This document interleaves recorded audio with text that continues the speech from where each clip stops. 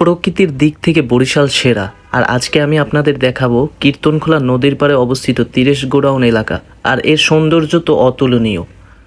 আসসালামু আলাইকুম এভরিওয়ান। তো আজকে ঈদের প্রথম দিন, আজকে আমরা একটু ঘোরাঘুরির জন্য বের হইতেছি।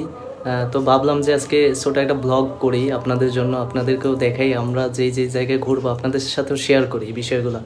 তো কথা না বাড়িয়ে দেখতে থাকুন আর উপভোগ করতে থাকুন। বলতে বলতে গুটি গুটি পায়ে বের হয়ে গেলাম বাসা থেকে। আমাদের জন্য বাইরে আমাদের পার্সোনাল জেট অপেক্ষা করতেছে। তো আমরা গিয়ে সোজা আমাদের জেটে উঠে যাব। তো বলতে বলতে উঠে গেছি আমাদের জেটে, আমরা চলে যাচ্ছি আমাদের গন্তব্যর দিকে।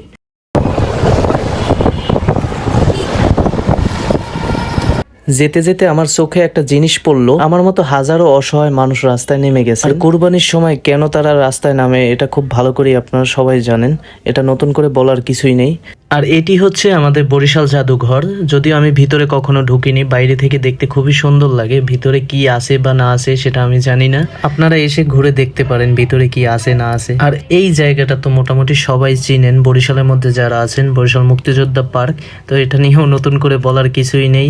বেলস পার্ক, বরিশালের বাইরেও যারা আছেন তারাও মোটামুটি এটা সম্পর্কে জানেন বা এখানে এসেছেন একবার হলেও। আমরা ভালো লাগলে এখানে আসি, ভালো না লাগলেও এখানে আসি, সুস্থ থাকলেও আসি, অসুস্থ থাকলেও এখানেই আসি। তো কথা বলতে বলতে আমরা 30 গোডাউন এলাকার মধ্যে ঢুকে গেছি অলরেডি। এখন আমাদের জেট ল্যান্ড করবে এবং আমরা নামবো, নেমে নদীর পাড়ের সৌন্দর্যগুলো আপনাদেরকে দেখাবো। তো আমরা আমাদের পার্সোনাল জেট থেকে নেমে আমরা হাঁটা শুরু করলাম, কারণ ভিতরে আমাদের জেট ল্যান্ড করার কোনো স্থান নাই, যে কারণে আমরা বাইরেই নামতে হয়েছে। যাই হোক গাইজ, আমি মজা করছি কারণ আমার কোনো পার্সোনাল জেট টেট নাই, কারণ আমি খুবই অসহায় একজন মানুষ। তো আমি চলে এসেছি 30 গোডাউনে।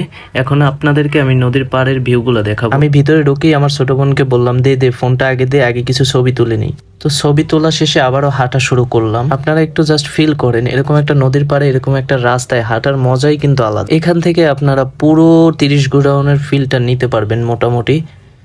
আপনারা যদি সংসার সাজাতে চান তার ব্যবস্থাও কিন্তু এখানে রয়েছে, যদিও আমার সংসার নাই, যে কারণে আমি কিছু কিনি নাই এখান থেকে। যাই হোক, তাদের আইসক্রিম খাওয়ার স্টাইলটা কিন্তু খুবই সুন্দর ছিল। এটা হচ্ছে বরিশালের মধ্যে যদি 5টা পপুলার জায়গা থাকে তার মধ্যে আমি বলবো সব থেকে বেস্ট জায়গা এটা 30 গোডাউন বরিশাল।